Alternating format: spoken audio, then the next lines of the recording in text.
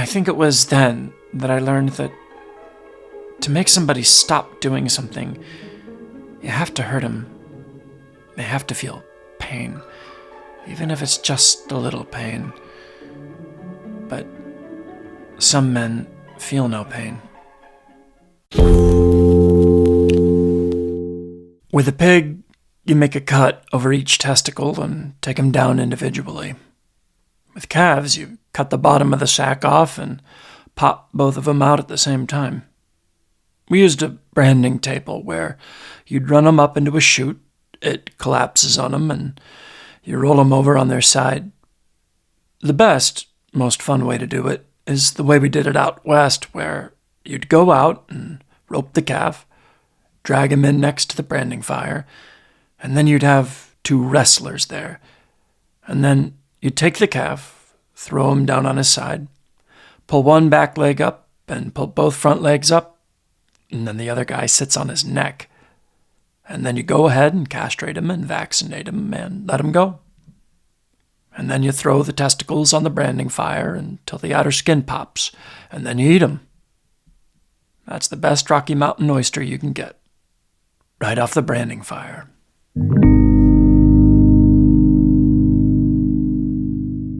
We did pretty much everything. Small grain oats, wheat. Weren't hardly growing any soybeans at the time. The reason they're growing soybeans now is that they're making diesel fuel out of them.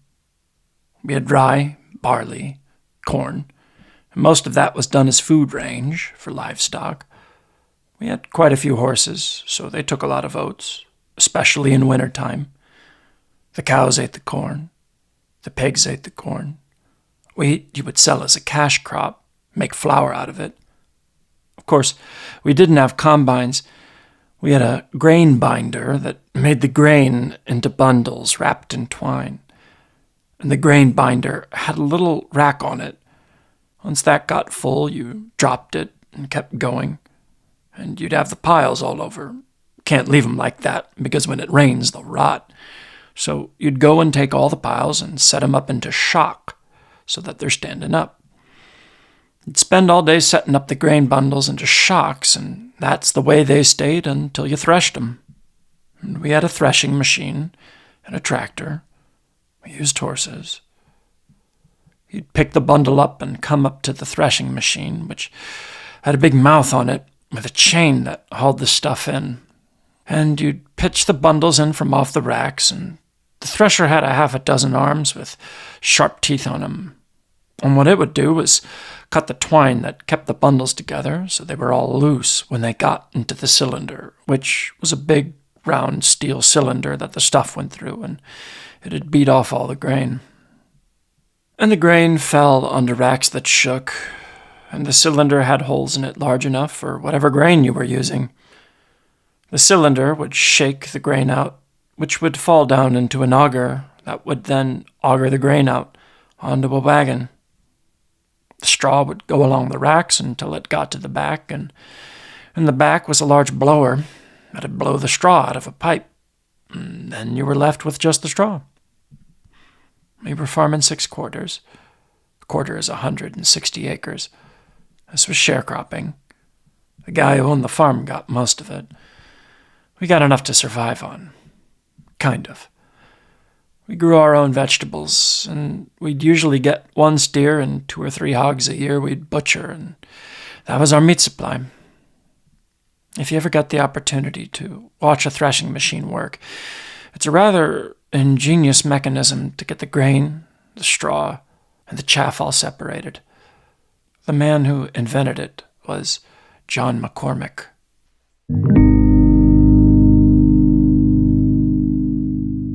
We'd cover the whole neighborhood doing the threshing. During those days, all the neighbors that we ran the threshing machine for, each would come to every farm to do the harvest with us. We worked as a team.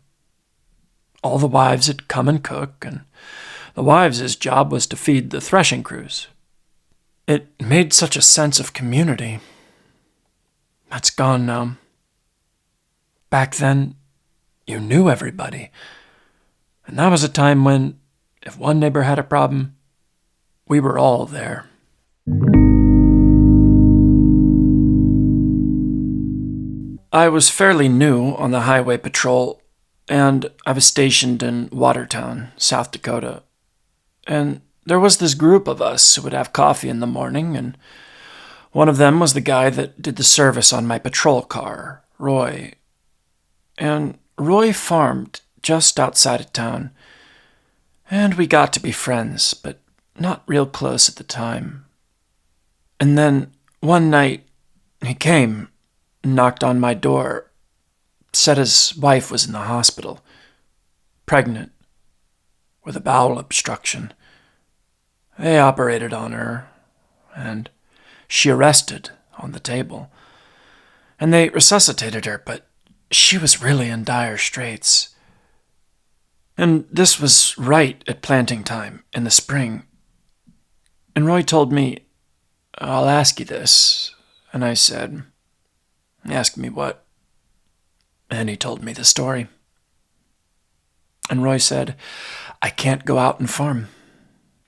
I gotta be there for my wife." So he asked me to help. And I called the office and I said, "I need a week's vacation." They asked me, "When?" And I said, "Now." And I went and put all his crops in. Oats, small grains, barley, everything. And we've been good friends since.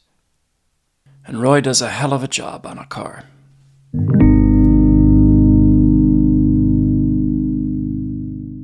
I was on the highway patrol, and I was coming out of a coffee shop in Presho, South Dakota, when a guy comes sliding into the parking lot, saying, "We got a problem on the interstate." And I said, "Well, what's the problem?" And he stuck his arm out, and he's got a bite out of it. And I said, "What happened?" And he said, "Well, this guy's sitting alongside the road in his truck, and I thought something was wrong, so I stopped him. And when I went up and leaned on his window to see what his problem was, Fortunately, I was having coffee with my sergeant, and there's two of us there, 2 cars, and I said the guy needed to get his arm taken care of, and then the sergeant and I headed out. And sure as hell, the biter's pickup was still there along the side of the road. He was facing eastbound. I was going west, so I went through the median to get out behind him, and I walked up to his window. I didn't lean on it, and I asked him, "What's the trouble?" And he said, "Well, can't you see it?" And I asked him, "What am I looking for?" And he said, "The radiation that's out there. Can't you see it? It's like everywhere." And I said, "Well, no, I don't see it." And he said, "We've got to do something about this radiation. We've got to do something." And I said, "Well, you give me the keys to your truck. Step out of the vehicle and we'll go back to my car. I got a loudspeaker and we'll use it to warn everyone about the radiation." And the guy said, "Everyone?" And I said, "Everyone who will listen." Well, originally we started to do that, but then he saw my badge, and he turned the key and drove off, down through the median, westbound.